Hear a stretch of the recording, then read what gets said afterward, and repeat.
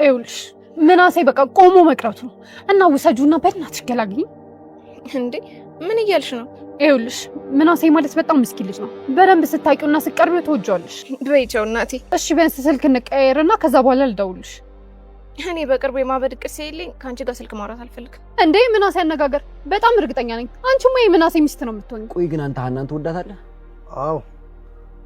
ቆይ አሁን እሱን እዚህ ጋር ምን አመጣው? ተጣልታችሁና ደብሮ ይህን ያህል ከተስገበገብክ ብትታረቁና ሰላም ብትሆኑ ማንንም ትበላኛለህ። ኤልያስ። አቤት አንዬ። እውነት ግን ረስተኸኛል? ሃኒ እውነት ለመናገር ረስቼሻለሁ መሰለኝ። ትሰማኛለህ ዘሪው? እነዛን ሰዎች አይደለም መጨረስ ይቀርና ዝንባቸውን እሺ ብትል ከኔ ጋር እንቆራረጣለን። እሺ አሁንም ለነሱ እያዘንሽላችሁ ነው? አዌ ድፍት ያርጉኝ። እነሱን የነካ ቀን የኔ እናንተ ህልዋ ያበቃል። እሺ አይ እንኳን ልትመጣ ስልክ ራሱ አታነሳልኝም። እና ቆይ አንተ እንደዚህ የደበረ መቅረቷ ነው ወይስ የእውነት ያስቀየምካት መስሎ ነው? ወገን ይሄኔ ነው መሸሽ፣ ይሄኔ ነው መሸሽ። የድንብላል ወንድም በጣም ተመቸኝ። የክፍለ ሀገር ሰዎች በጣም ከሚመቹኝ ነገሮች አንዱ ይሄ ነው ጋይስ። የሰው ነገር ከወሰዱ በኋላ ይከነከናቸዋል፣ አይመቻቸውም በፍጹም ማለት ነው። ለዛ ነው የማይነካው። ገጠር አካባቢ በጣም ይሄ እንትን የሚባል ገጠር ላይ ብትሄዱ እኔ ሄጂ ስለማቅ ነው ዘመዶችን ወደዛ ስላሉ እና እንዲህ ቁጭ አድርጋችሁ ብትሄዱ ማንም አይነካም። የማን ነው ተብሎ ቤት ድረስ ይመጣላል። ለምሳሌ አንድ እንስሳ ቢጠፋ አሁን አዲስ አበባ ውስጥ የሆነ በግ ቢጠፋ አታገኙትም አይደለም። ጠፍቶ ዞር ስትሉ ይዞት ሄዶ ሸክ ተደርጎ ይሸጣል ጋይስ።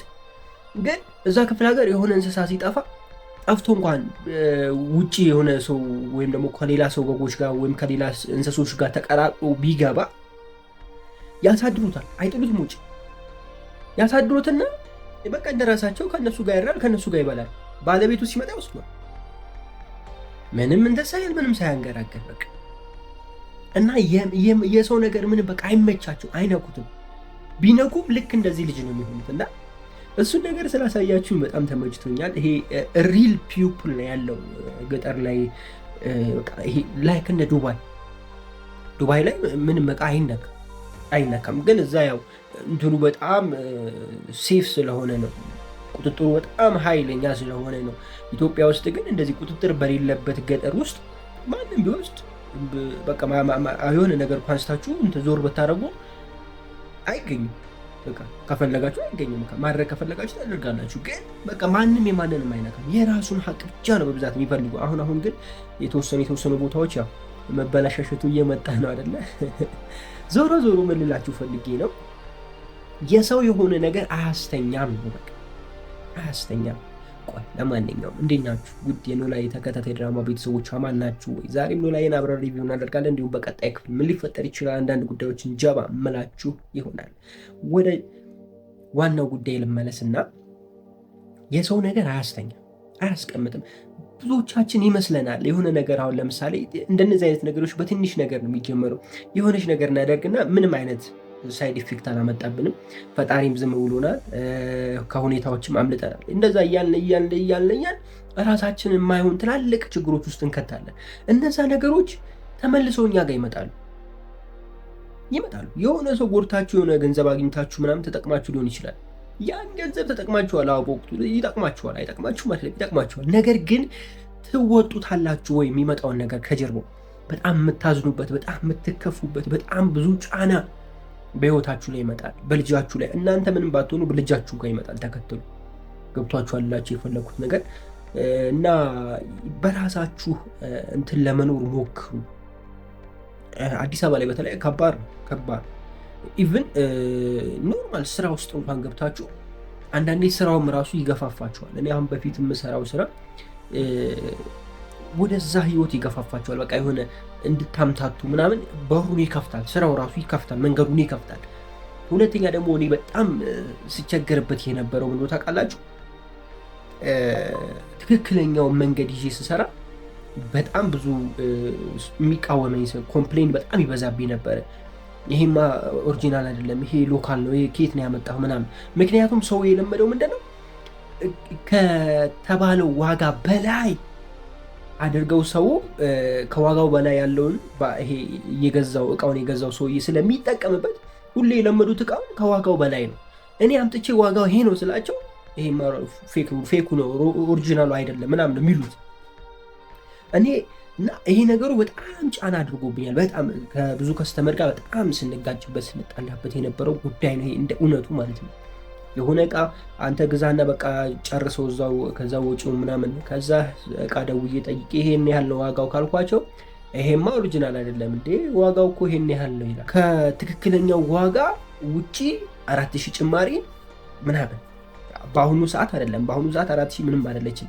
ከ4 ዓመት በፊት ከ5 ዓመት በፊት ግን ቫልዩ ነበረው 4000 አንድ እቃ ላይ 4000 ብር 5000 ብር 10000 ብር ጭማሪ ተጨምሮ ነው እነሱ እቃቸውን ሲያስተካክሉ የነበሩት ሲቀይሩ የነበሩት አሮጌውን ወደ አዲስ ሲቀይሩ የነበሩት እና እኔ ደግሞ የ5000 የ6000 ልዩነት የ10000 ልዩነት መጥቶ ዋጋው ይሄ ነው ስላቸው ኦሪጂናል አይደለም ነበር የሚሉት እቃው እና በጣም በቃ ይጨቃጨቁኝ ነበር። ከዛ በኋላ ምን ማድረግ ጀመርኩ። በቃ የራሱ ጉዳይ ማለት ጀመርኩ። ምን አጨቃጨቅ ገብቷችኋል? አንደኛ ታማኝነቴን እያጣው ነው።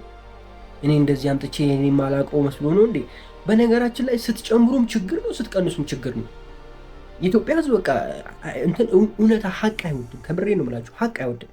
እና ወዲያውኑ በለመዱት ዋጋ እንትን ማለት ጀመርኩ። ትርፉ እኔ ጋር ይቀመጣል ማለት ነው። ምንም አማራጭ የላችሁ።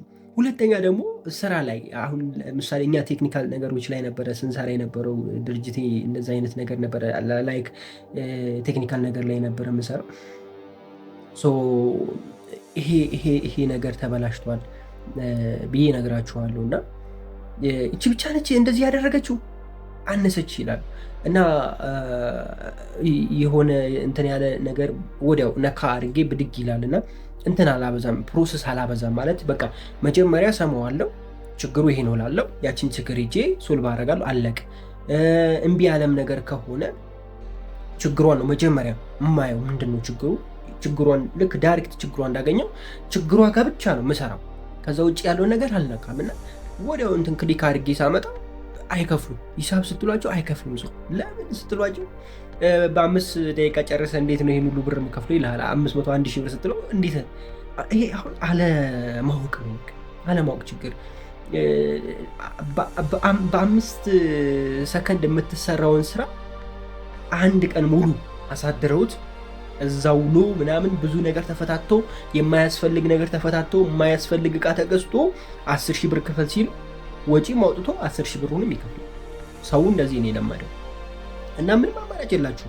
ይሄንንም ምን አከራከረኝ። በቃ ችግሩ መጀመሪያ አገኘዋለሁ። ያን ችግር ካወቁ በኋላ ቆይ ብዬ ሌላ ነገር ስፈታ በዚህ ስትፈቱ በዚህ ስታረጉ ለበቃ ይከፍላል። እንደዚህ ነበር እኛም ስንሰራ የነበረው። እኔ ግን ፈልጌው አልነበረም እንደ እውነቱ ሳደርገው የነበረው። በጣም ብዙ ኮምፕሌን ነበር እኔ ላይ። ሁለተኛ ከስተመር እየራቀኝ ነበር እንደዚህ በማደርግበት ጊዜ። እሱ ወዲያው ነካ አድርጎ ብዙ ብር ይጠይቃል በሚል ማለት ነው። ስለዚህ ያለኝ አማራጭ ምንድነው? ከስተመር ለማቆየት በቃ ሰው የለመደውን ማድረግ ነበረብኝ እና እንደነዚህ አይነት ነገሮች አሉ። ግን በቻላችሁት ያክል በራሳችሁ እና የራሳችሁ ሀቅ ቢሆን የተሻለ ይሆናል ብዬ ነው የማስበው። በእውነት ነው የምላችሁ። የዛኔ የምናገኘው ገንዘብ በጣም ብዙ ነበር። ከስራ ውጭ የሚገኙ ገንዘብ በጣም ብዙ ነበር። ግን ምንም ነገር አላደረግንበትም። ምንም ነገር ማለት ነው። የት እንደገባ ራሱ ያላቀውም። እውነቴን ነው የምላችሁ። እንደው ፈጣሪ ይመስገን። አሁን ላይ ግን ያው ትክክለኛ የላባችሁን የምታገኙበት አይነት ወርክ ላይ ነው ያለሁት እና ከሰራህ ታገኛለህ፣ እስከ ልፋትህ ከሰራህበት ታገኛለህ። ከዛ ውጭ ግን ወፍ የለም። ፍጥጥ ነው። ማንም የሚከራከር የለም። ማንም እንትን የሚል የለም። ተከራካሪው ራሴ ነኝ። ስህተት ከሰራው የምጠየቀው ራሴ ነኝ። በጣም ስትራግል የሚያደርግ ነገር ከገጠመኝ ተጠያቂው ራሴ ነኝ እና እንደዚህ አይነት ነገሮች በጣም ለዚህ አይነት ሶልቭ ይሆናሉ ብዬ ወይም ደግሞ ይሄ መፍትሄ ይሆናሉ ብዬ አስባለሁ እና እንደዚህ አይነት ስራዎች ካሉ ሞክሩ። እናንተ ድራማውን ትቼ ሌላ ታሪክ አወራኋችሁ። ሁሌ ሪቪው ማድረግ ብቻ ጥቅም አለው ብዬ አላስብም። አንዳንዴ እንደዚህ የምንማማርበት መልካም ነገሮች በጎ ነገሮች ሲኖሩ ብናወራቸው ጥሩ ነው ብዬ ስለማስብ ነው። እስከ ዛሬም ሳደርገው የነበረ ነገር ስለሆነ ምንም አያሳስብም እያልኳችሁ ነው። ለማንኛውም በትናንትናው ክፍል የድንብላል ወንድም መጥቶ ነበረ። ምን ታደርገዋለች? ወደ ሸቤ ይወርዳል ወይስ ምን ይሆናል ብላችሁ ታስባላችሁ? ወርቁንስ ማን የወሰደው? የሀሳባችሁን ኮሜንት ላይ አስቀምጡልኝ። እኔ ዛሬ ምንም አልነግራችሁም። በቃ ምንም አልነግራችሁም። በቀጣይ ክፍል እንገናኛለን። ያው በትናንትናው ሪቪው አንድ ነገር በደንብ አንስተን በደንብ ስናወራ ነበረ። እሱ ምንድነው ትልቁ ላይ ነበር አይደለ? ነው ላይ የምታውቁኝ ወይም ደግሞ 45,000 ምናምን ሰብስክራይበር ያለው ላይ እዛ ላይ ፖስት ማድረጌን ስላቆምኩ ነው ወደዚህ የመጣሁት። ለምን ካላችሁኝ ከኖላዊዎች እንግዲህ አቁም አይነት ነገር ስለተነሳ የራሴን ሴፍቲ ለመጠበቅ ወደዚህ መጥቻለሁ። ድራማውን በጣም ስለምወደውና እኔም ደግሞ ስለምከታተለው እያንዳንዱን ድራማዎች አላይም። እውነት ለመናገር ኖላዊ ነው ከመጀመሪያ ጀምሮ ሳይ ነበረው። ኢቭን ከዚህ በፊት ተናግሬ ያለውና ማየቱንም ከማቋረጥ እዚህ ጋር ልሞክረው ብዬ ነው። ጥሩ የሚንቀሳቀስ ከሆነ ኖላዊን እዚህ ጋር በዚሁ እንቀጥላለን ማለት ነው። አለበለዚያ ያው ከኖላዊ ጋር ለመጨረሻ ጊዜ የምንለያይ ይሆናል ማለት ነው። ማየቱንም ሪቪው ማድረጉንም እዚህ ጋር ያበቃል ማለት ነው። ለዛ ነው እንደዚህ የመጣሁት ዛሬ። ድራማውንም ብዙ አላወራም ያልኩት ለዛ ነው። ኦኬ ትረዱኛላችሁ ብዬ አስባለሁ።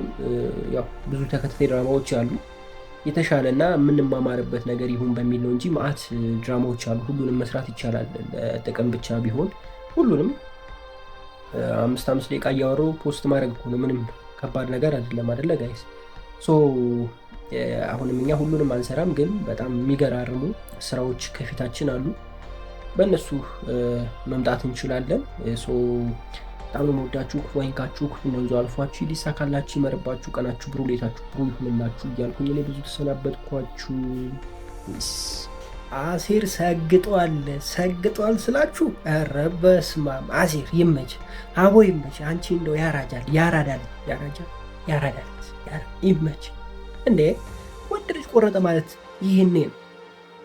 መጀመሪያም እኮ ዝም ብለህ ስትቅለሰለስ ወዲያ ስትል ነው። መጀመሪያም ቆፍጠን ብትል ኖሮ በዝራ ጋር አትሄድም ነበር። በቃ የሆነ ቆፍጠን ነው የሚፈልጉ፣ እንደዛ እኮ ነው የሚፈልጉ ሴቶች። በቃ እንደው ይዘህ አንዴ እዚህ ጋር ምናምን የሆነ ፊት እዚህ ጋር የምታርፈው ነገር አለ፣ እዛ ጋር ዘላ አንዴ ብታርፉ ነው በቃ ከአንተ ውጭ ወደ ውጭ ትል ነበር። አንተ እንደ እህት ስትንከባከብ ሴት ልጁ በተለይ በነገራችን ላይ አብዛኞቹ ሴቶች ማለት ነው ስትንከባከቧቸው አይታያቸውም። እንደው በቃ አይታያቸውም። እኔ እንደ አባታቸው ይሁ አላቅም፣ እንደ ልጃቸው ይሁ አላቅም፣ እንዴት እንደሆነ አላቅም። እንደው ናቅ ስታረጋት ቦግ ስለምትል በቃ እያንዳንዷ ደቂቃ ስላንተ ምታስብ እንዴት ቢንቀኝ ነው፣ ምን አባቱ ሊያስብ ነው፣ ምን እንዴት እሱ ምናምን ያች በቃ ስላንተ ስትጨነቅ የምትለው ወይኔ በላችሁ። ዛሬ ምንድን ነው የሚያስወራኝ? አቅለበለበኝ አይደለ? እንዴት ናችሁ ውድ የኖላዊ ተከታታይ ድራማ ቤተሰቦች? አማን ናችሁ ወይ? ዛሬ ኖላዊ በዚህኛው ቻናላችን ሪቪው ማድረግ እንጀምራለን። እንግዲህ እዛኛው ቻናላችን ላይ ሪቪው ለማድረግ አልቻልንም፣ ምክንያቱም ይቀርብን። ምክንያቱ ለምን ፖስት ታደርጋለህ የሚል አይነት ቅሬታ ስለመጣ ያው ዋናው ቻናላችን ሴፍቲ ለመጠበቅ እዚህኛው ጋር አብረን እንትን እንላለን። ስለዚህ ከዚህ በኋላ እዚህኛው ላይ እንትን ማድረግ እንጀምራለን። ካልሆነም ደግሞ እዚህ ላይም ካልመጣ ያው እንተውና ወደ ሌሎቹ እንሄዳለን። ግድ መጋፋት የለብንም አይደለ ጋይሳ? መጋፋት የለብንም ቢኮዝ የኛ አይደለም ድራማው። ስለዚህ አንዳንዴ ምን አለ መሰላችሁ በእናንተ ባልሆነ ነገር ሲሰራ ሰው ትንሽ ቅር ይለዋል። ግን ይሄ አይዶን ነው አላውቅም፣ ኢትዮጵያ ላይ ብቻ አይደለም እንደዚህ የሚደረገው፣ የትኛውም ዓለም ላይ። እስኪ ፓኪስታን ድራማዎች ግቡና እዩ፣ እንዳለ ሪቪው ይደረጋል። በፓኪስታን የተሰራ ድራማ በፓኪስታን ሪቪው ይደረጋል። በራሳቸው ቋንቋ መልሰው ሪቪው ያደርጋሉ። በእንግሊዝኛ ሪቪው ያደርጋሉ፣ በሌላ ቋንቋም ሪቪው ያደርጋሉ። ችግር የለውም። አሁን እኛ በእንግሊዝኛ ሪቪው እንዳናደርግ ማንም የሚሰማ የለም። አማርኛ ድራማ ወደ እንግሊዝኛ አዞረ ሪቪው ብናደርግ ማንም አያይ። ቢኮዝ አማርኛ ድራማ ቫይራል አይሆንም ከሀገራችን ውጭ፣ ወይም ደግሞ አማርኛ ቋንቋን ከሚያይ ከኢትዮጵያዊ ውጭ ሌላ ሀገር ላይ ማንም አያይም። ሌላ ሀገር ላይ አረብ ሀገር ቢታይ ድራማው እንኳን አረብ ሀገር ያሉ የኛ ኢትዮጵያ ሰዎች ብቻ ናቸው የሚያዩት። ፈረንጅ ከፍቶ የኛን ድራማ አያይ፣ ምክንያቱም የቋንቋ ችግር ስላለ። አንድ በሌላ ሀገር የማይታይን ተከታታይ ድራማ በእንግሊዝኛ ሪቪው ባደርግ እናንተም አታዩት፣ ምክንያቱም እንግሊዝኛ ላይ ብዙ አይደለንም ሁላችንም። መስራት ግን ይቻላል። አሁን ዘመኑ በጣም ብዙ ቀሏል። በቃ በሰው ማሰራት ትችላላችሁ፣ በኤአይ መስራት ይቻላል፣ ቮይስ ከቨር ማድረግ ይቻላል። ምንም ችግር የለም። እኛ ማውራት እንችላለን፣ ችግር የለውም። ሀሳቡ ካለ ጊዜ ከወሰድን ምንም ጣጣ የለውም። ግን እንደዛ ማድረግ ምንም ትርፍ የለውም ልላችሁ ፈልጌ ነው። እና ኮምፕሌን መጥቶብናል። ስለዚህ እሱን ካየው ሰዓት ጀምሬ በቃ እዛኛው ላይ እንትን ማድረግ አቆማለሁ፣ ፖስት ማድረግ አቆማለሁ። ከዚህ በኋላ እዚህ ጋር አብረን እንጫወታለን። ኮምፕሌኑ የመጣው ለምን ትለቃለህ ሳይሆን ክፍሉን ለምን ወደፊት ፖስት ታደርጋለህ የሚል አይነት ነገር ነው። ለምሳሌ 105 ተለቋል፣ ይሄኛው ስታዩ 106 ብሎ ነው እና ለምን እንደዛ ታደርጋለህ የሚል አይነት ነገር ነው ሀሳቡ። ይሄ ካልሆነ ደግሞ ምንም እንትን አይኖርም። ገብቷችኋል? 105 ተለቆ 106ን እንትን ካላልን ምንም አይነት እይታ አይኖረውም። እኛም ደግሞ ሪከመንድ የምናደርጋችሁ የ106ቱን ነው እንጂ 105ቱን አይደለም። 105 ኦልሬዲ ታይቷል አይደለ? ከፊት ያለውን ክፍል ነው ሪከመንድ ላደርጋችሁ የምችለው። በቀጣዩ ክፍል ምን ሊፈጠር ይችላል፣ ምን ልታዩ ትችላላችሁ ነው። ሂደቱም ራሱ ሀሳቡም ራሱ ቀጣዩ ክፍል ላይ ያለ እና ቀጣዩ ክፍል ላይ ያተኮረ ነገር ነው። ይሄ እኔ ብቻ የማደርገው አይደለም፣ በጣም ብዙ ሰዎች ያደርጋሉ። ኢቭን አብዛኞቹ ሙሉ ቪዲዮ ወስዶ ፖስት የሚያደርጉ አሉ። ለምን እኔ ላይ ታርጌት እንደተደረገ አይዶኖ አልገባኝም። እዛ ላይ ትንሽ እንግዲህ እይታው ከፍ እያለ ስለመጣ ይመስለኛል። አይዶኖ ከዚህ በፊት እንግዲህ እኔ እንጃ አላቅም ከድራማ ቫይራል ከሆነበት ጀምሮ ለምሳሌ ሀ ብሎ ሲጀመሩ እነ ጽናትና እነ ሀረግ ተከታታይ ድራማ ጀምሮ የነበርኩ ልጅ ነኝ። ኢቭን የዛኔ አክቲቭ ነበረ ሁሉ ነገር፣ ከነሱ እኩል ቪው ነበረኝ እውነት ለመናገር በተለይ ሀረግ ሪቪው ሳደርግ ጽናት ሪቪው እኩል ከነሱ እኩል በቃ 100 ምናምን ሺህ 200 ምናምን ሺህ ምናምን ቪው አንድ ቀን እንደው ትንፍሽ ብሎኝ አያውቁም።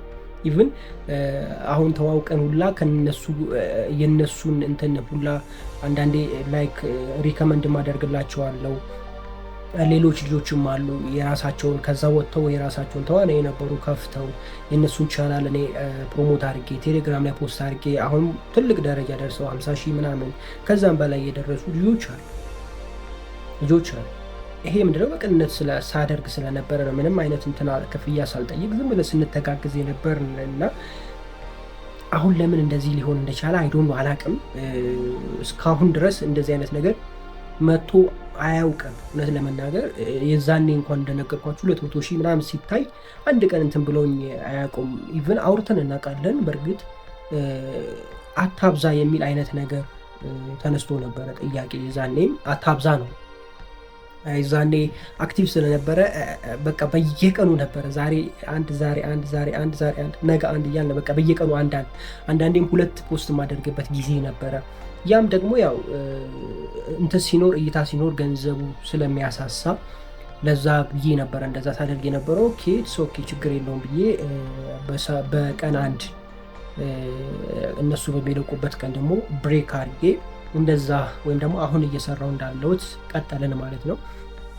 እስካሁን ድረስ ምንም አይነት ነገር አላየውም። አሁን ደግሞ በኖላዊ ቅር ብሏችኋል። እንግዲህ ለምን ቅር እንዳላችሁ አላውቅም። እኔ ቅር ካላችሁ ችግር የለውም ይቀራል።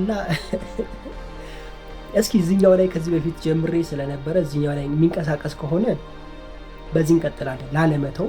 እውነት ለመናገር ኖላዊ ተከታታይ ድራማ እኔ ራሴ ከልብ የምወደው ድራማ ነው። ከዚህ በፊትም እንደምለው ኖላዊ ተከታታይ ድራማ ብቻ ሳይሆን የሚኖር ህይወት ነው ብዬ ስላችሁ የነበረውና እኔም ከሀ እስከ ፐ አንድ ስኪፕ ሳላደርግ የማየው ተከታታይ ድራማ ነው።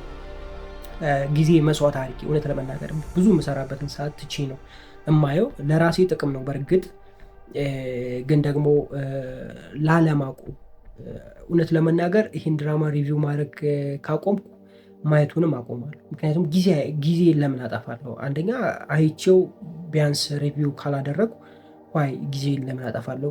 ምክንያቱም ምዕራፍ 1 ላይ የነበረው ነበረ። እሱ ምዕራፍ 1 እስከ ሀና መታወቅ ድረስ የነበረው ክፍል ነበረ። በጣም ሳቢ፣ በጣም አጓጊ እንዲሁም ደግሞ እንዳልኳችሁ ድራማ ብቻ ሳይሆን የሚኖር ህይወት ያልኩበት ምክንያት ያኛው ክፍል ነበር። አሁን ላይ እንኳን ያን ያህል አይደለም እንደ እውነቱ። ይህም ሀቅ ነው፣ እናንተ ጋር ያለ ሀቅ ነው።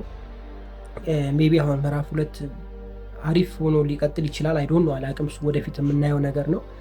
እና ድራማውን ማየቴን ከማቆም ብዬ ነው ይሄኛውን ቻናል የመጣ ይምጣ ብዬ እዚህ ጋር የመጣሁት እንጂ ማቆም ይቻላል፣ ችግር የለውም። ነፍ አለ እኮ ነፍ ሲጀመር የማንሰራቸው ነፍ አሉ። እንደገና አዳዲስ መዓት መጥተዋል። ጽናት ተከታታይ ድራማ ላይ ደግሞ ሊጀመር ያለውን መቼ ማስታወቂያውን አይታችኋል። ያበደ ድራማ አለ፣ እሱ መጀመር እንችላለን። ሌላም አለ እነ ህብስት ነው ምናምን፣ ኧረ መዓት ናቸው ጋይስ፣ መዓት ናቸው። ምንም እንትን የለም፣ ችግር የለውም። እንደውም አዳዲስ የተጀመሩትን ስንጀምር አክቲቭ ነው። እንደውም አዳዲስ ስንጀምር ቫይራል የመሆን እድሉ በጣም ከፍተኛ፣ ምክንያቱም ነባር ከሆነ ብዙ ሰው ስለሚያውቀው አንደኛ የሚለቀቅበትን ቦታ ይታወቃል፣ ምኑም ይታወቃል፣ ብዙ ቪው አይኖረውም። ግን አዲስ ሲሆን ቻናሉም ገና አዲስ ስለሆነ ብዙ ነገሩ አዲስ ስለሆነ ተመልካቹም አዲስ ስለሆነ የሆነ ግራ ተጋብቶ እንኳን የሚመጡ ሰዎች ስላሉ ትንሽ ጥቅም ሊኖረው ይችላል እንጂ ኢሶኬ በቃ። ለማንኛውም ዛሬ እውነት ለመናገር በቃ ቺል ላውራና ከዚህ በኋላ በዚህኛው ቪዲዮ ሊዮ ብዬ ነው ድራማውን ሪቪው ከማደርግ ቀጥታ ይህም ቪዲዮ እኔና ከጥሩ እይታ ካገኘንበት እስኪ እንቀጥላለን። አለበለዚያ ግን ኖላዊ ተከታታይ ድራማ ማየቱንም ሪቪው ማድረጉንም ከዚህ በኋላ አሰናበታለሁ ማለት ነው። ሜቢ አንድ ክፍል በቀጣይ ልመጣ እችላለሁ ያለውን ነገር ላሳውቃችሁ። ይሄኛው ጥሩ ነገር እና ጥሩ እንቅስቃሴ ካለው እንቀጥላለን። አለበለዚያ ኖላዊን ተውና በሌሎቹ እንቀጥላለን ማለት ነው። ብዙ ድራማ አለ። ከነዛ ውስጥ መርጬ ጥሩ ያስተምረናል፣ ጥሩ ትምህርት ይሰጠናል የምለውን ድራማ መርጬ ሪከመንድ ማደርጋችሁ ይሆናል።